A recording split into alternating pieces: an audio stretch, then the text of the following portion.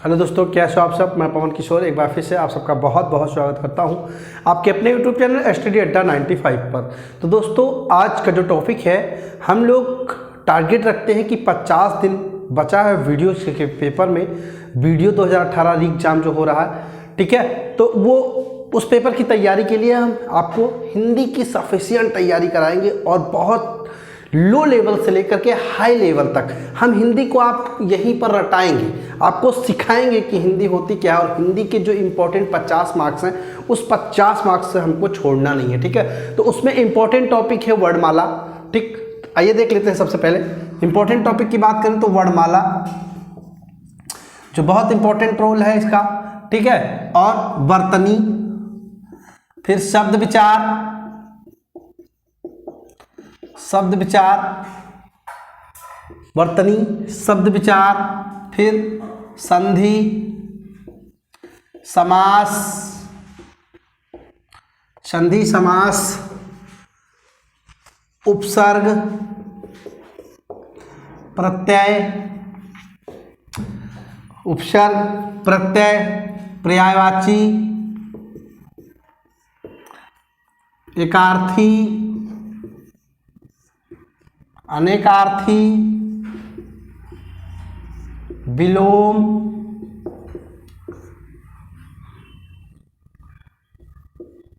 संज्ञा सर्वनाम, क्रिया, रस, अलंकार, छंद। रस, अलंकार, छंद जो कि श्रृंगारिक पार्ट है। हिंदी का साहित्य, हिंदी का साहित्य विकास। सारे टॉपिक मतलब एक एक करके, कहने का मतलब है कि इस जो टारगेट हमने 50 दिन का रखा है और 50 क्लास का रखा है, तो पर डे आपको एक वीडियोस मिलेगी जो क्लास को कंप्लीट करने की कोशिश करेंगे और बहुत ही डीप लेवल से लेकर के लो लेवल से लेकर डीप लेवल तक इसमें आपको समझाएंगे। हिंदी में समस्या खत्म। टारगेट 50 नंबर का आप फिक्स करिए, 45 तो हम आपको दिलवा के रहेंगे। आप और सब्जेक्ट को अच्छे से तैयारी करिए, हिंदी हम आपको अच्छे से तैयार करवाएंगे। तो आज पहली क्लास है और पहले ही क्लास में हमने जो रखा है वो आज वर्णमाला। वर्णमाला सब लोग पढ़ाते हैं, हम पढ़ाएंगे नहीं, रटाएंगे। हम पढ़ाएंगे नहीं, आपको सिखाएंगे, ठीक है। वर्णमाला क्या है, ये वर्ड क्या है। सबसे पहली बात तो किसी भी चीज को अगर तिनके तिनकों को जोड़ दिया जाता है तो वो बड़ा बन जाता है, ठीक। इसी प्रकार वर्ड क्या है। वर्ड, सबसे पहली बात अगर हम बात कर ले कि वर्ड होता क्या है, तो वर्ड की जो बात कर रहे हैं कि वर्णमाला, सबसे पहले वर्णमाला किसे कहते हैं। लोप या चिन्ह, मतलब अगर बात करें लिपि, लिप का मतलब क्या होता है, जो लिखी जाए, जो लिखी जाए, या चिन्ह। लोप या चिन्ह मतलब वर्ड के व्यवस्थित समूह को, वर्णों के व्यवस्थित समूह को वर्णमाला कहते हैं, वर्णमाला कहते हैं। पहली बात तो कि वर्ड होता क्या है। हमारे मुख से किसी भी चीज को अगर हम स्टार्ट करते हैं तो निकलता है वो पहला अक्षर, उसी को हम वर्ड बोलते हैं। क्या कहते हैं, वर्ड कहते हैं, ठीक है। आइए देखते हैं कि वर्ड से हमें सीखना है, ठीक है। वर्ड से हमें सीखना है। ध्वनि का क्या होता है, मौखिक रूप होता है। इसे क्या कहते हैं कि ध्वनि का मौखिक रूप, ध्वनि का मौखिक रूप वर्ड। और ध्वनि क्या होती है, चलिए बात कर लेते हैं कि वर्ड क्या होता है और ध्वनि का मौखिक रूप मतलब ध्वनि की प्राथमिक इकाई, शब्दों की या वर्डों की, शब्दों की प्राथमिक इकाई मतलब ध्वनि की प्राथमिक इकाई, प्राथमिक इकाई, प्राथमिक इकाई, ठीक। ध्वनि की बात की जाए तो ध्वनि क्या होती है, ठीक है। वर्ड का मौखिक रूप, वर्ड का मौखिक रूप, वर्ड का मौखिक रूप क्या होती है? ध्वनि होती है। ठीक है, किसी भी शब्द को अगर हम बोलते हैं तो वर्ड से ही स्टार्ट करते हैं और वर्ड से ही फिनिश करते हैं, तो वर्णमाला कहते हैं इसी को। वर्णमाला की बात कर रहे हैं हम कि वर्ड मतलब लिपि चिन्हों के व्यवस्थित समूह को, वर्णों के व्यवस्थित समूह को वर्णमाला कहते हैं।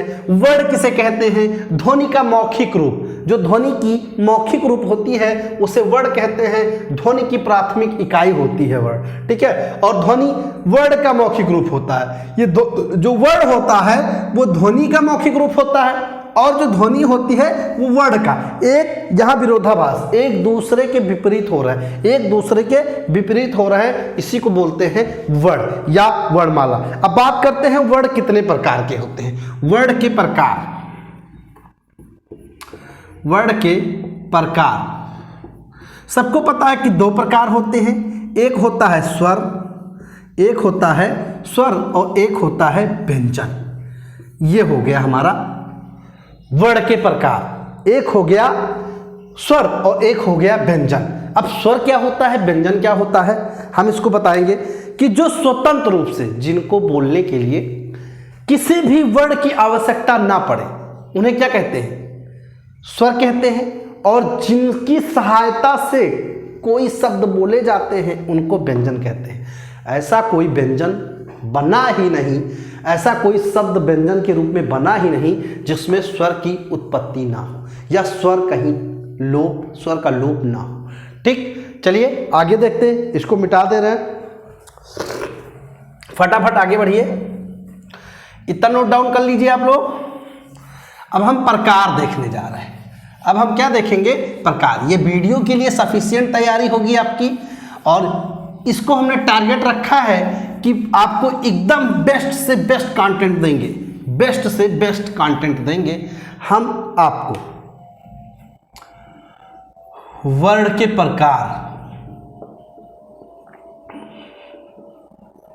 भाई सबको पता है कि वर्ण के दो प्रकार हैं। एक होता है स्वर, पहला जो कि स्वर की बात करेंगे। स्वर की परिभाषा क्या होती है? स्वर की परिभाषा कोई बताए हमको, स्वर की कोई परिभाषा बताए। स्वतंत्र रूप से बोले जाने वाले वर्णों को स्वर कहते हैं। स्वतंत्र रूप से बोले जाने वाले वर्णों को वर्णमाला कहते हैं। वह स्वतंत्र रूप से बोले जाने वाले वर्णों को स्वर कहते हैं।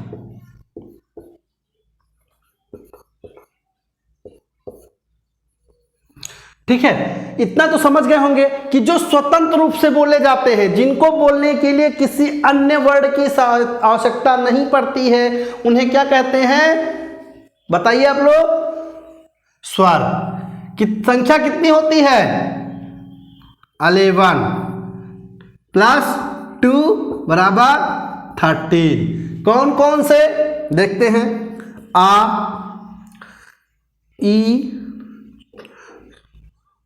छोटा, बड़ा, छोटी, बड़ी ई, छोटा ऊ, बड़ा ऊ, ऋण, ए, आए, ओ, आओ, अंक, आहा। ठीक है, तो छोटा, बड़ा, छोटी, बड़ी, छोटाऊ, बड़ाऊ, ऋण, ए, आए, ओ, आओ, अंक, आहा। अब ये दोनों हमारे अलग हो गए। बचे कितने? 11। 11 की बात करें तो ऋण भाई साहब ये एक अपवाद है, यह एक अपवाद है। अपवाद का मतलब समझ रहे होंगे कि यह दो व्यंजनों से मिलकर बना है। अपवाद में इसलिए है क्योंकि यह दो व्यंजनों से मिलकर बना है, दो व्यंजनों से मिलकर बना है। किस किस से? रा प्लस इया। रा कौन सा है? रा कौन सा है? अंतःस्था व्यंजन है, अंतःस्था व्यंजन है। और इया क्या है हमारा? नासिक। मतलब नासिक मतलब नाक से बोलने वाला, नाक और मुख से बोलने वाला, नाक और मुख से बोलने वाला। ठीक, तो इसको बोलते हैं नासिक। आगे हम बताएंगे आपको, जब हम व्यंजन पढ़ाएंगे तब आपको बताएंगे। फिलहाल अभी के लिए तो हम यहां पढ़ रहे हैं स्वर। अब स्वरों की संख्या की बात की थी तो 11,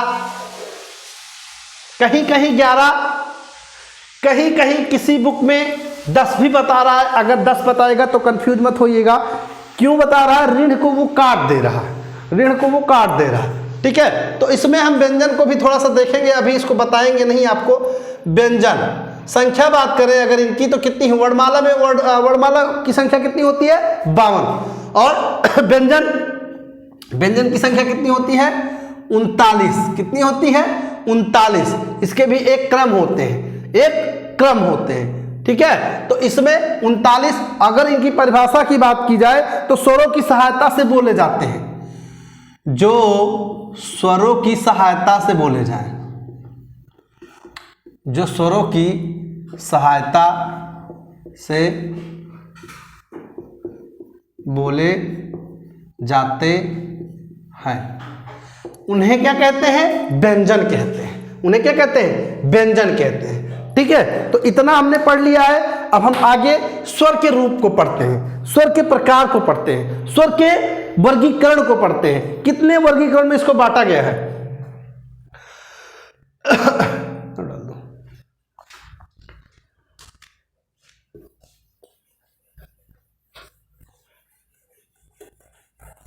आइए देखते हैं स्वर के वर्गीकरण।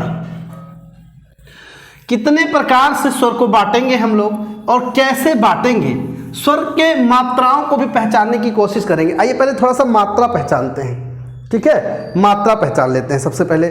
स्वर की मात्रा, स्वर की मात्रा, स्वर की मात्रा कैसे लगती है, स्वर की मात्रा। स्वर की मात्रा की बात की जाए तो स्वर की 2 ही मात्राएं होती हैं। ठीक है, एक लघु, एक गुरु। प्लुप्त भी हम रखेंगे, लेकिन प्लुप्त का कोई मतलब नहीं हो गया, प्लुप्त का कोई अर्थ नहीं निकल के आ रहा, वो हम बता देंगे आपको, बस आपको समझने के लिए। ठीक है, तो कौन कौन से होते हैं, इनकी संख्या अगर देखी जाए तो 13, 11 और 2। स्वर की मात्रा ये कौन सा है, इसमें कौन सी मात्रा आती है निकल के, सिर्फ इसमें एक मात्रा आती है। ठीक, ये वाली। फिर आता है बड़ा, बड़ा में क्या मात्रा निकल के आती है, बड़ा। फिर छोटी, छोटी में कौन सी मात्रा निकल के आती है, ये वाली। फिर आती है बड़ी, बड़ी की मात्रा के निशान कौन से, ये है। छोटाऊ, छोटाऊ ये, बड़ाऊ, बड़ाऊ में ये। ठीक है, ऋण में, ऋण ऐसे होता है, ऋण की मात्रा ये से होती है, छोटी, बड़ी, छोटाऊ, बड़ाऊ, ऋण। ए की मात्रा ऐसे,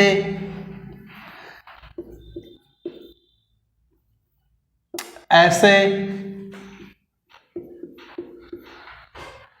इसकी मात्रा कैसे लगती है, ऐसे। ए आए ओ, ओ में ऐसे, आओ, आओ की मात्रा ऐसे। ठीक, अंक में ऐसे रहेगा और इस प्रकार से। ठीक, तो ये था हमारा मात्रा की पहचान, हमने इसको मात्रा की। अब देखो इन्हीं में बांटा जाएगा, एक ये हो जाएगा, एक ये हो जाएगा, और एक ये हो जाएगा, और एक ये हो जाएगा। ये चारों कौन से हो जाएंगे हमारे, ये चारों हमारे कौन से हो जाएंगे, चलिए बताइए आप लोग, ये चारों कौन से हो जाएंगे। ये चारों हमारे हैं कौन से, ह्रस्व स्वर। कौन से हैं, ह्रस्व स्वर। ह्रस्व स्वर, ह्रस्व स्वर में इनकी मात्राओं को अगर हम लिखेंगे तो उनको क्या रूप देंगे, लघु, लघु का रूप देंगे। किसका रूप देंगे, लघु। लघु का मतलब होता है छोटा, लघु का मतलब होता है छोटा। हम मात्रा की पहचान करा रहे हैं। देख लेते हैं अगला, ये हो गया, ये हो गया, ये हो गया, आय हो गया, ओ हो गया, आओ हो गया। ये सब क्या होगा, ये सब होगा गुरु। कौन सा? गुरु।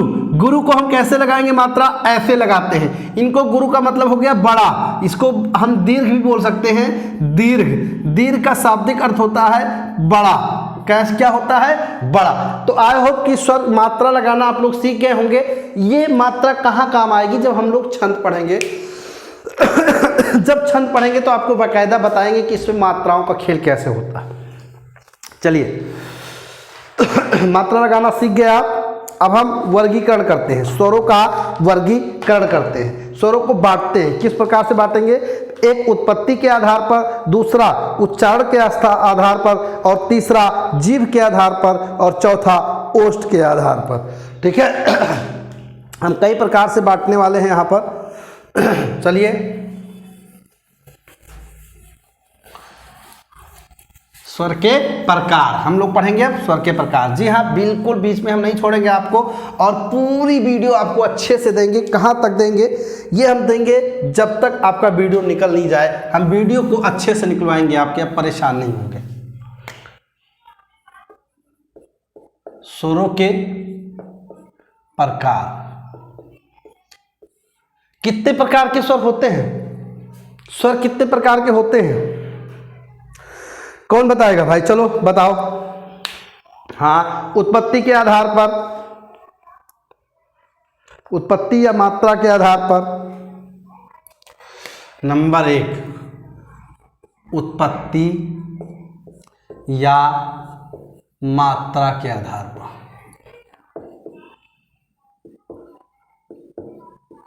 उत्पत्ति या मात्रा के आधार पर। उत्पत्ति या मात्रा के आधार पर हम बात करें तो बस 3 होते हैं। कितने होते हैं? 3 होते हैं। कौन कौन से होते हैं? चलो बताओ। एक ह्रस्व होता है, नंबर 1 ह्रस्व स्वर,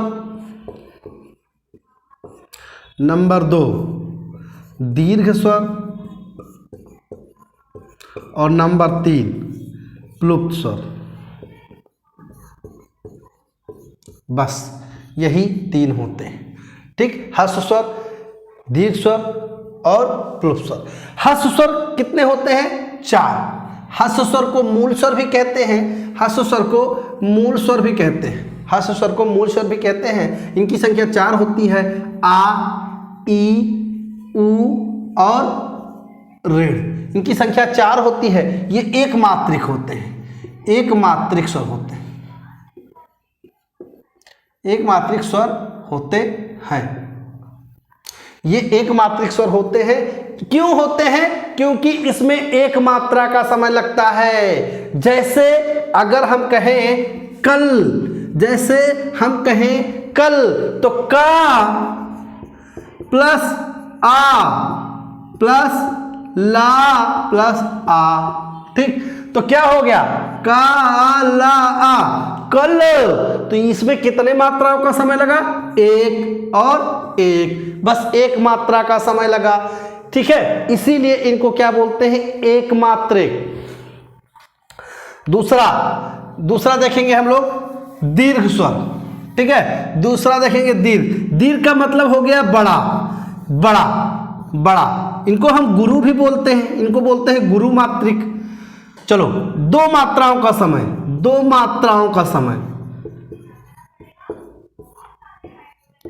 2 मात्राओं का समय, ठीक है, लगता है। कौन कौन से इसमें आते हैं? बड़ा, बड़ी, बड़ाऊ, ए, आए, ओ, आओ। ठीक, तो कितने हो गए? 7। इनकी संख्या कितनी होती है? 7। इनकी संख्या 7। अब इसको द्विमात्रिक कैसे कहते हैं? इनको आइए प्रूव करते हैं। जैसे काला, क्या हो गया? काला। अब ये काला कैसे हुआ? का प्लस बड़ा प्लस ला प्लस बड़ा, तो इसमें बड़ा आ की मात्रा लगी है। मतलब 2 मात्राओं का समय लगा है, इसलिए इनको क्या कहा जाता है? द्विमात्रिक। ठीक, चलिए, इतना तो समझ गए होंगे। आई होप आप लोग इतना समझ गए होंगे। चलिए देखते हैं प्लुप्त स्वर। प्लुप्त स्वर नोट डाउन करना है तो कर लीजिए आप लोग फटाफट, डाल दें। ठीक। प्लुप्त स्वर, अब हम देखते हैं प्लुप्त स्वर। अच्छा, प्लुप्त स्वर बहुमात्रिक होता है। बस इसमें एक चीज याद रखो कि क्या होता है, प्लुप्त स्वर बहुत मात्रिक होता है। प्लुप्त स्वर यह बहुमात्रिक होता है।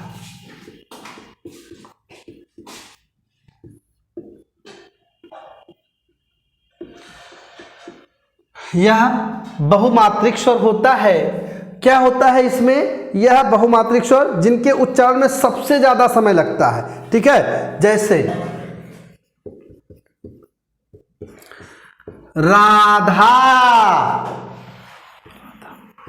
अगर इसको उच्चारण करिए तो क्या होगा, राधा, लेकिन यह गलत है, यह गलत है।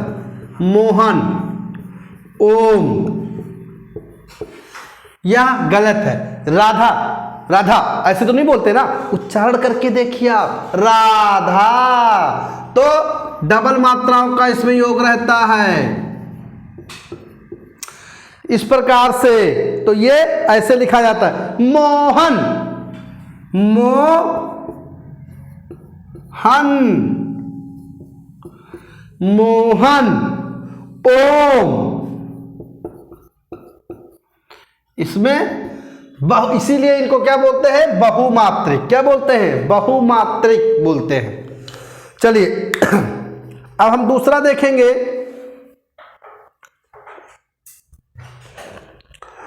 जीभ के आधार पर।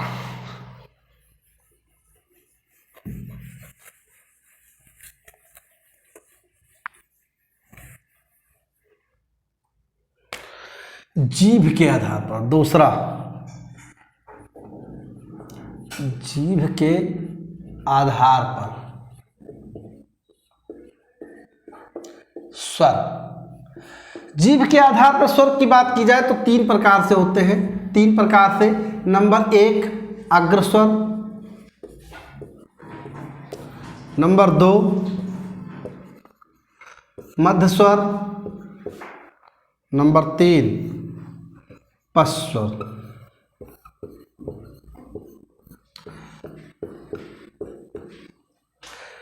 अर्धस्वर, मध्यस्वर और पश्चस्वर।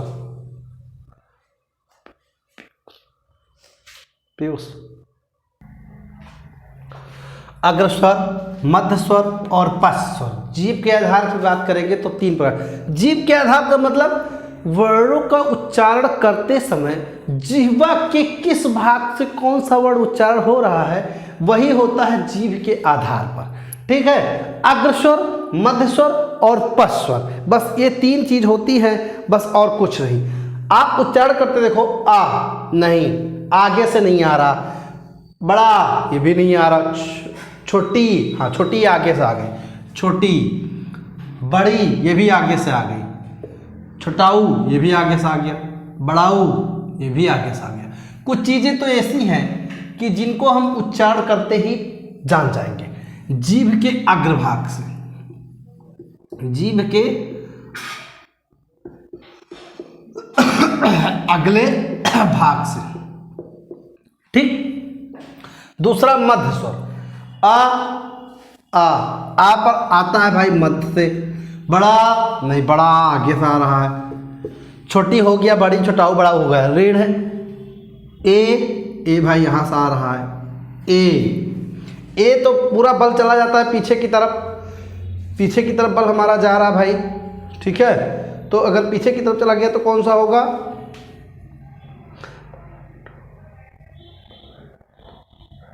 अग्रस्वर, ए ऋण, हाँ अग्रस्वर, सॉरी ई ए आए, सॉरी ई ए आए। और यहाँ क्या होगा, बड़ा, बड़ी, छोटाऊ, बड़ाऊ, बस इसमें और कुछ नहीं करना है, इन्हीं तीन चीज़ों को बस लिख देना है। कौन कौन से, बड़ा, छोटाऊ, बड़ाऊ, छोटा, बड़ाऊ, छोटाऊ और बड़ाऊ। ओ आओ आ, ओ आओ आ। ठीक है, बस ये होता, ये इनका उच्चारण जीभ के पश्च भाग से, जीभ के पश्च भाग से, ठीक है, और इनका जीभ के मध्य भाग से, जीभ के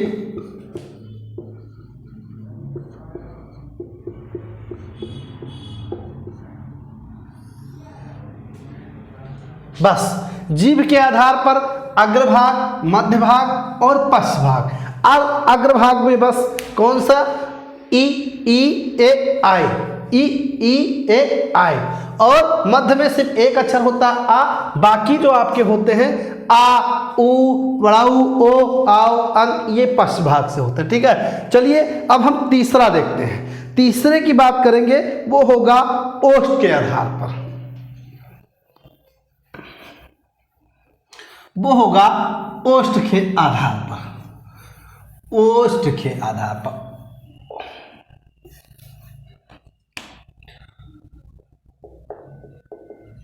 ओष्ठ के आधार पर।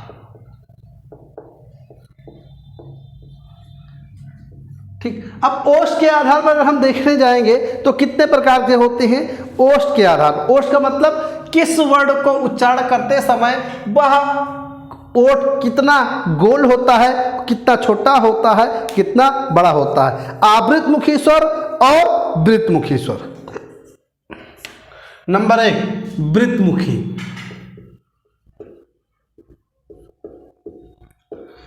नंबर 1 वृत्तमुखी और दूसरा आवृतमुखी।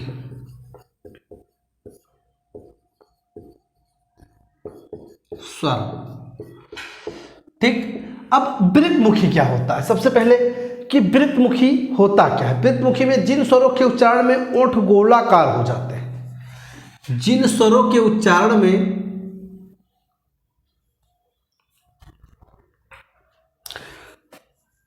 जिन स्वरों के उच्चारण में ओष्ठ गोलाकार हो जाते हैं,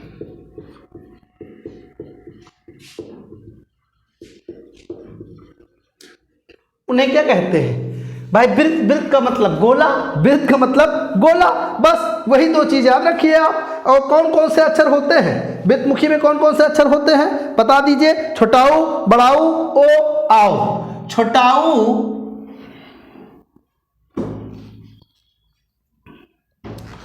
बड़ाऊ, ओ और आओ, बस इसमें इनका उच्चारण करते समय क्या हो जाता है, ओठ गोलाकार हो जाता है। और इसमें क्या होगा, जिन स्वरों के उच्चारण में, जिन स्वरों के उच्चारण में ओष्ठ गोलाकार नहीं होते,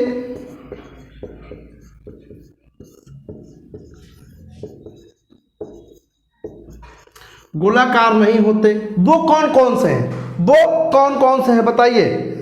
छोटा, बड़ा, छोटी, बड़ी, ए, आए। छोटा, बड़ा, छोटी, बड़ी, ए, आए और ऋण। ठीक है, इतना आप जान लीजिए ओष्ठ के आधार पर। तो ये था हमारा तीसरा प्रकार ओष्ठ के आधार पर। अगला देखते हैं हम, चलिए अगला हम क्या देखेंगे, मुख के आधार पर, मतलब मुख विवर के आधार पर।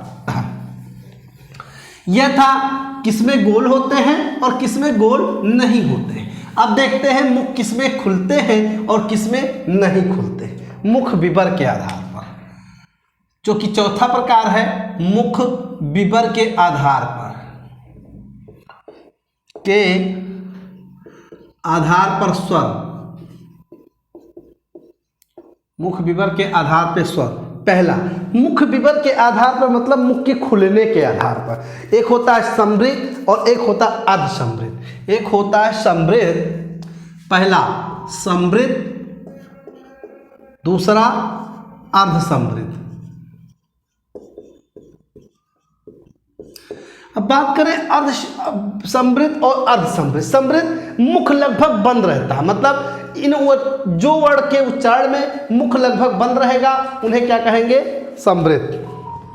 मुख लगभग बंद रहता है, मुख लगभग बंद रहता है।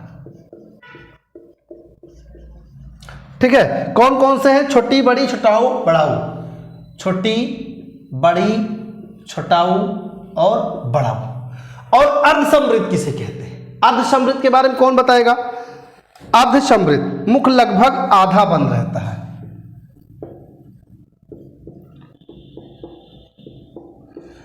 आधा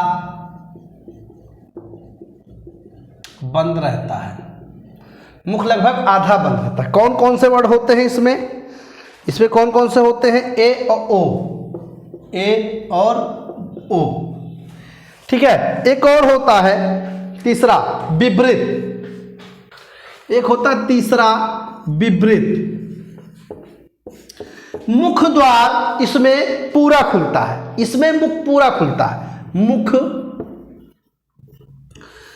पूरा खुलता है। और एक होता है अर्ध विपरीत। अर्ध विपरीत मुख लगभग आधा खुलता है। ठीक, देखो मुख विवरण, मुख के आधार पर जो स्वर पूछा जाएगा उसमें यही पूछा जाएगा कि समृद्ध। समृद्ध मतलब क्या होता है? मुख जो है लगभग बंद रहता है, कुछ वर्ण के उच्चारण करते समय मुख लगभग बंद रहता है। दूसरा अर्ध समृद्ध, मुख लगभग आधा। अर्ध का मतलब हो गया आधा, तो आधा मतलब आधा बंद रहता है। विपरीत मुख पूरा खुल जाता है, अर्ध विपरीत मुख लगभग आधा खुलता है। ठीक है, तो विपरीत के अंतर्गत बड़ा ऐ, बड़ा और ऐ, बस दो ही आएगा, बड़ा और ऐ।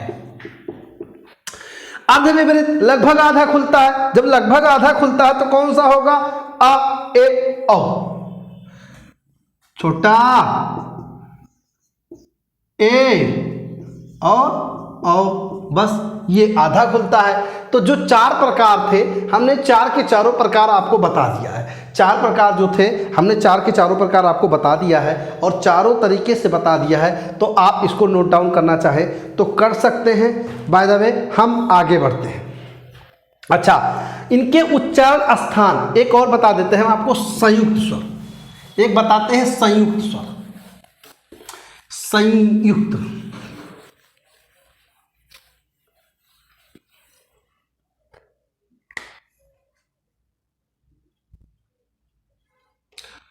संयुक्त, अच्छा संयुक्त का अर्थ ही होता है दो या दो से अधिक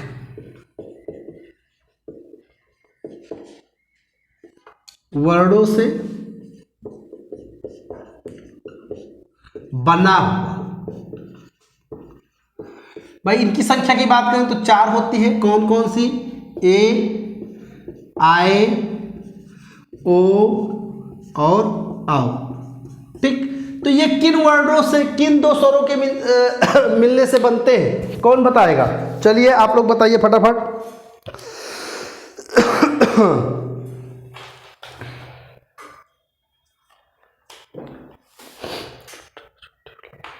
चलिए, छोटा प्लस छोटी मिलकर बनाते हैं ए, छोटा और छोटी मिलकर बनाते हैं ए, बड़ा आ और ए मिलकर बनाते हैं ए, बड़ा आ प्लस ए मिलकर बनाते हैं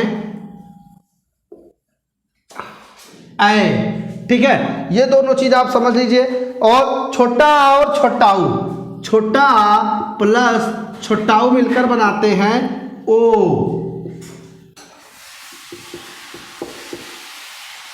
ठीक, अगला औ क्या होगा? औ क्या होगा? छोटा प्लस ओ मिलकर बनाएंगे, छोटा प्लस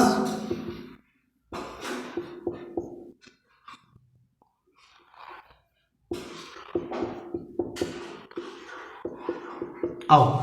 ठीक, ये चारों ये चीजें खत्म हो गई हैं स्वर में। अब स्वर में एक अनुस्वार और विसर्ग बचा है। अनुस्वार और विसर्ग। अनुस्वार क्या होता है, विसर्ग क्या होता है? अयोग्य वा,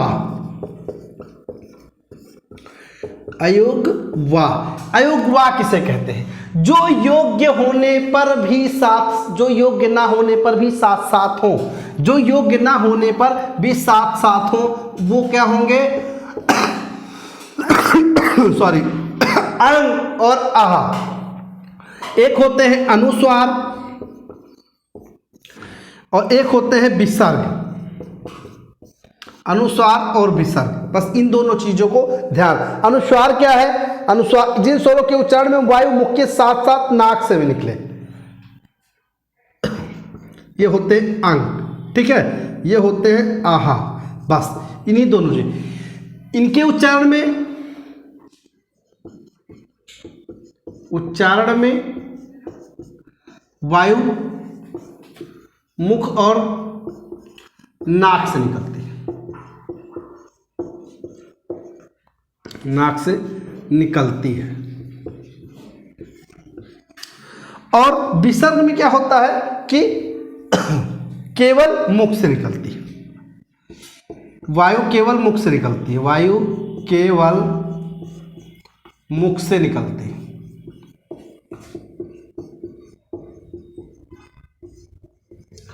ये इतना चीज आपने नोट कर लिया है। अब एक स्वर में जो बचा है, बस एक चीज ये बची है कि स्वरों का उच्चारण स्थान, स्वरों का उच्चारण स्थान, स्वरों का उच्चारण स्थान। कौन से स्वर कहां से उच्चारित होते हैं? स्वरों का उच्चारण स्थान।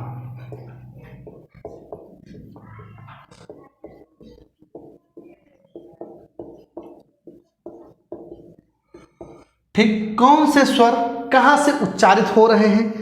ठीक है, छोटा बड़ा, छोटा बड़ा, छोटी बड़ी,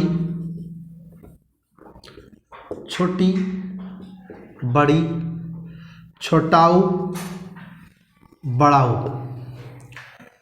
ऋण ए आय ओ आओ, एक होता ऋण, एक हुआ ए आय, एक हुआ ओ, एक हुआ आओ। ठीक, इनके सबका उच्चारण स्थान कहाँ है? ये उच्चारित कहाँ से होते हैं? एक होता है कंठ से, छोटा आ बड़ा, ये कहाँ से होगा? कंठ से। कहाँ से? कंठ से। छोटी बड़ी कहाँ से होगा? तालब। ठीक है, तालब। छोटाऊ बड़ाऊ, भाई सबको पता है ये ओष्ठ से होंगे, छोटाऊ बड़ाऊ ओष्ठ से। ऋण की बात करें तो ये मूर्धन्य है, ऋण की बात करें तो ये मूर्धन्य है। और ए आय ये भी कंठ है, कंठ और तालब के मिलकर, तालब से मिलकर। ओ आओ की बात करें तो ये भी कंठोष्ठ, मतलब कंठ और ओष्ठ से, कंठ एवं ओष्ठ से। ठीक है, तो ये रही हमारी पहली क्लास वीडियो के लिए। अगर आपको अच्छी लगी हो तो इस वीडियो को, इस क्लास को लाइक करें, शेयर करें। और जिन दोस्तों को वीडियो की तैयारी करनी है वो सब इस चैनल के माध्यम से हिंदी की भरपूर तैयारी कराई जाएगी। तो आज के लिए इतना ही। कल हम दूसरी क्लास में आपको व्यंजन पढ़ाएंगे। Thank you so much.